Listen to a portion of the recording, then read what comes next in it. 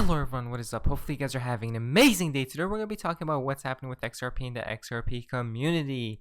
Now in CoinMarketCap, XRP is still hovering around 19 cents, as well as Bitcoin just stable. If we go to the Spiritual Groove Suite.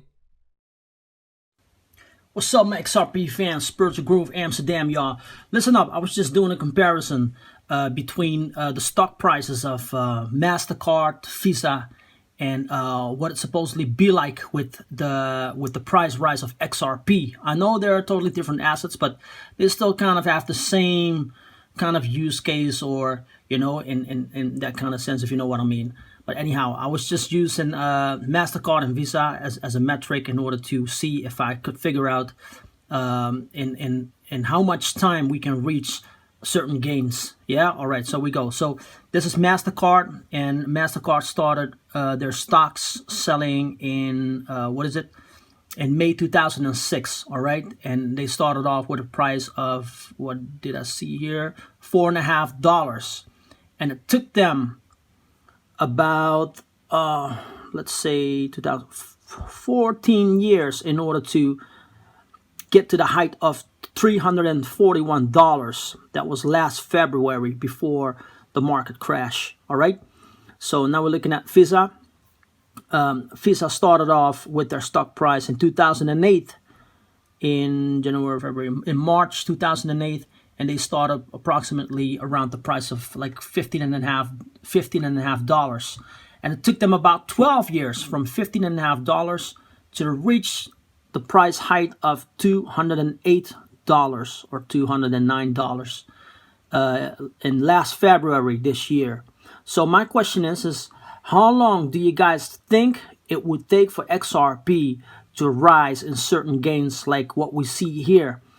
Since the technology is more advanced, and everything supposedly goes quicker today, so I was just wondering how you guys think about this. All right, so please let me know down in the comments, and yeah, I'm curious about what kind of reactions I will get for this. All right, peace out from Amsterdam, and speak to y'all soon, man. Spiritual Groove, I'm out. So that was a cool perspective to take a look at, comparing, MasterCard, Visa, and XRP. Even though they are stocks and XRP is a cryptocurrency, it didn't take those stocks very long, really, 15 years max. With XRP, how many years do you guys think we'll see those types of numbers? But now, guys, before we jump into news, I'd like to say I'm not a financial advisor, nor is financial advice. It's just for entertainment value only. John Wick 589 tweet out, and the hits just keep on coming. Adopted the work program for the IMF for the year, and I'm delighted to share with you some of the highlights. We will enhance our advice to help countries deal with the lower for longer interest rates. We will continue to work on trade policy as part of our efforts to strengthen global cooperation. We will help countries keep pace with fast developments in fintech, including digital currencies. We will step up our work on climate change. We will price risk and integrate policy advice in all our work. And we will further deepen our engagement on fragile states for the benefit of the most vulnerable people.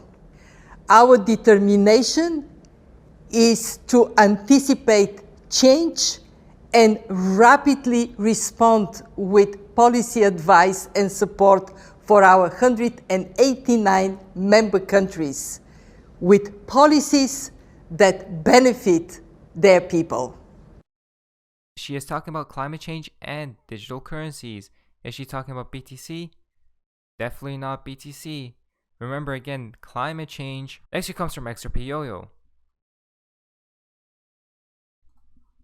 Barry, I want to ask you about the future of regulation of fintech, right? I get it. This is going to change the financial industry, but banks are so highly regulated. You know, we have to pass stress tests and we have to have appropriate capital ratios. But then when you hear stories about somebody going online and getting a mortgage loan just like this within a couple of seconds, and maybe they pay their closing fee with Bitcoin, I mean, what's the risk there? What are the regulators paying close attention to, or are they? Well, they're certainly paying attention. And I think the reality, though, is I used to think that regulation was Bitcoin's biggest threats. I actually think it's the biggest opportunity now. Because to your point, running a bank, operating a bank, you cannot be innovative. You can't think outside the box. You can't do anything creative. Whereas you have hundreds of thousands of startups around the world that are looking to, again, kind of disintermediate. To your point about kind of new mortgage origination processes and payments around Bitcoin, it is really going to eat banks alive, and they're going to have to change or be put out of business. So we were just showing the value of Bitcoin, and when Bitcoin reached that spike, and everybody was talking about it, was on the cover of every newspaper, all of a sudden you started to see a lot of places that were accepting Bitcoin, like airlines, for example, started doing it.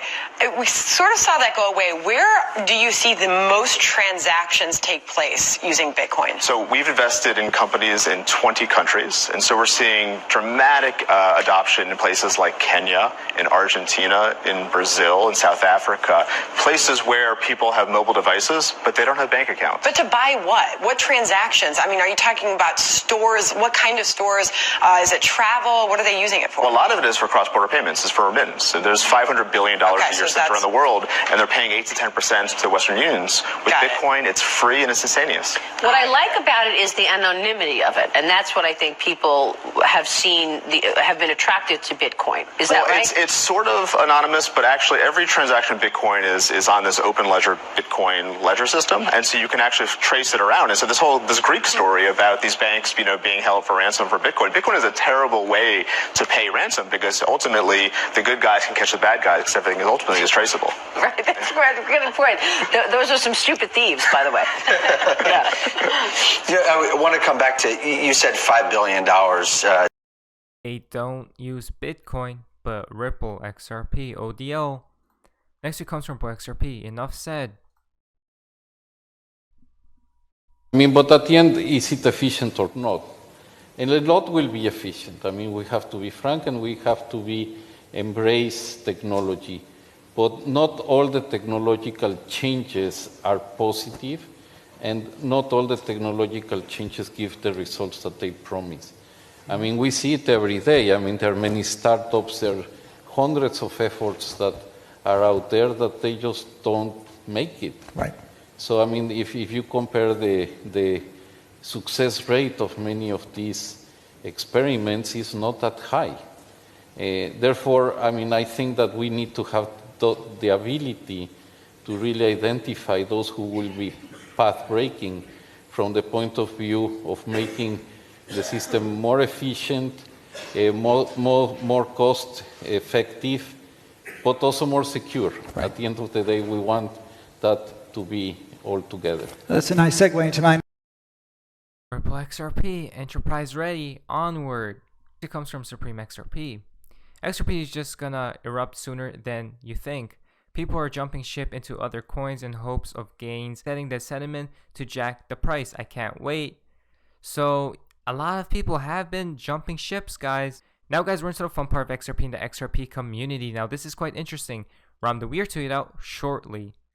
So, guys, shortly. It comes from TruthSeek33.